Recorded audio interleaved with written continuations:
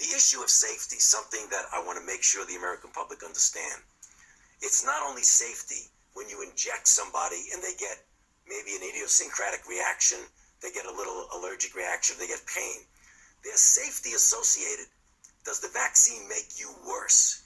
And there are diseases in which you vaccinate someone, they get infected with what you're trying to protect them with, and you actually enhance the infection.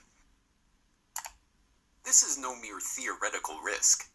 As researchers who were trying to develop a vaccine for the original SARS outbreak discovered, the vaccine actually made the lab animals subjected to it more susceptible to the disease. One of the things that we're not hearing a lot about is the unique potential safety problem of coronavirus vaccines.